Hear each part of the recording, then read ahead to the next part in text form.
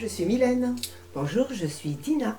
Bonjour, je suis Martine. Bienvenue dans le podcast Sister, le podcast en famille. Bonjour à tous, j'espère que vous allez bien. Nous voilà déjà dans notre 5e épisode de Podcast Sister.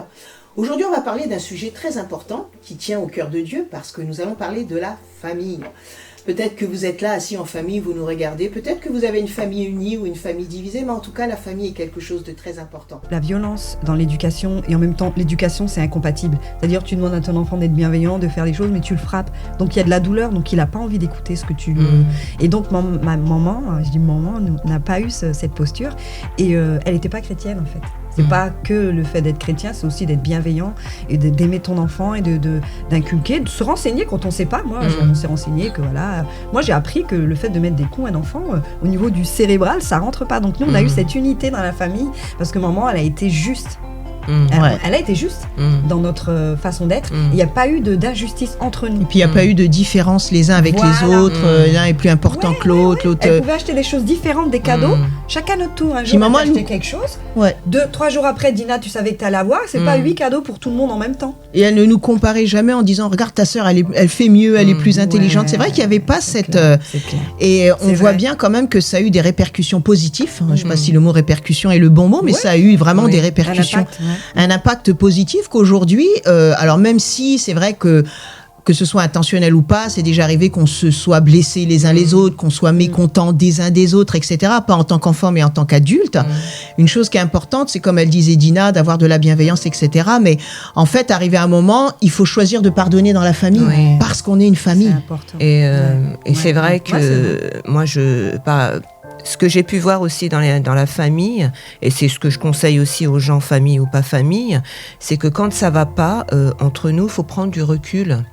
Moi, je sais que des fois, ça m'arrivait d'en vouloir à Jean-Yves, et il est plus jeune que moi, donc j'avais envie de le taper.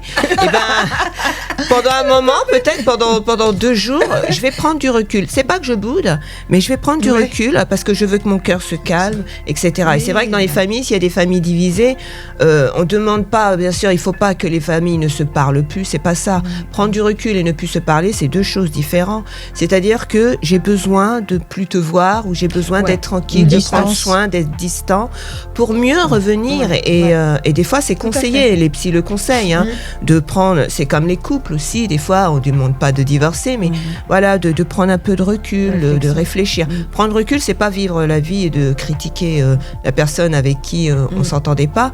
Et ça fait du bien, je trouve, dans les familles qui ne s'entendent pas, parce que nous, on s'entend, on a eu des hauts débats, mais la plupart du temps, on s'entend, et c'est une grâce, mais c'est une décision. C'est vrai que c'est une décision parce que nous qui avons servi en tant que famille dans l'église, si on était divisés, ça aurait été une catastrophe parce qu'on aurait été divisés dans l'église, on aurait amené de la division dans l'église et de la division dans les ministères respectifs que Dieu nous avait confiés. Surtout qu'on était toutes les 3 responsables, donc c'est vrai que c'était pas une bonne... Mais par contre, moi j'ai vraiment une pensée pour des familles qui sont passées par des blessures vraiment profondes, parce qu'il y a des familles qui ont vraiment subi des violences et différentes choses qui sont pas... Parce qu'on dit souvent, c'est se pardonner, c'est facile à dire, mais c'est pas facile à faire.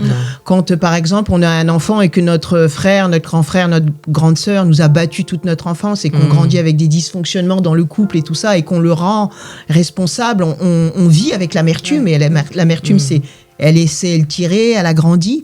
Et c'est vrai, comment faire dans ce cas-là, quand on a vécu vraiment des blessures profondes, mais qu'on veut malgré tout essayer de réparer, mais qu'on n'y arrive pas? C'est vrai qu'on dit souvent il faut pardonner, il faut oublier, mais ça suffit pas du tout. Je pense que ça, c'est plus... Le pardon est un processus. Oui, c'est un processus, mais ça vient vraiment à la fin. Et Martine pourra plus en parler que moi aussi, mais je pense qu'il faut se faire aider, tout simplement, aller voir les bonnes personnes et en discuter. Il faut que ça sorte, en fait. Il faut que ça sorte. Les bonnes personnes, parce que... On a le droit d'éprouver de la colère, on a le droit d'éprouver, comme tu disais, j'ai eu de la colère, on a le droit d'éprouver de la tristesse. Et puis, il y a ce mot qui me fait rire, c'est l'offense. Ce mot, offense, c'est comme si on avait... le mot offense, c'est comme si on avait tué quelqu'un, en fait. En fait, offense, quand tu cherches la définition, c'est... c'est comme si tu avais tort alors que tu es blessé. En fait, vous êtes... t'as été offensé, genre t'as tué quelqu'un ou t'as fait du mal, tu as tort. Ou quoi que ce soit. Alors que l'offense, c'est que quelque chose nous a heurté et ça nous fait mal. Et la personne en face, quand tu lui dis j'ai été blessée de ce que tu m'as dit, comme tu dis, il faut qu'il y a un miroir, ça devient quand même. Pour pouvoir se sortir, pouvoir pardonner dans la famille en tant que frère et sœur, c'est reconnaître qu'on a fait le mal à l'autre et de dire je vois ta souffrance, je reconnais, alors des fois on le dit pas mais on reste comme ça en disant ok je vois, bon c'est peut-être de ma faute, ouais ok je vois et pas t'avais qu'à régler tes problèmes de susceptibilité, débrouille-toi, c'est ça. T'es pas un chrétien, t'es pas voilà ouais. Et c'est important ce que tu dis. Et de trouver de l'aide avec spécialistes, hein. Moi quand je dis de l'aide, c'est des pasteurs bienveillants et des spécialistes, il y en a hein, de toute façon, que ce soit chrétien ou non chrétien.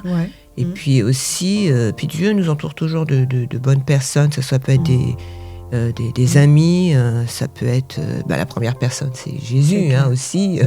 Voilà, c'est clair qu'on n'oublie pas Jésus, mais moi je pense qu'il faut vraiment, quand les familles sont divisées, il faut que ça reste déjà entre familles. C'est vrai. Laver sur l'instal. Voilà, faut pas que ça aille chez les voisins, la voisine, dans toute l'église, parce que c'est connu que dans les églises les gens parlent. Hein, c'est communautaire. L'église et ça a lieu pour les gens malades, les gens qui sont pas parfaits, mais il faut que ça reste vraiment dans les familles.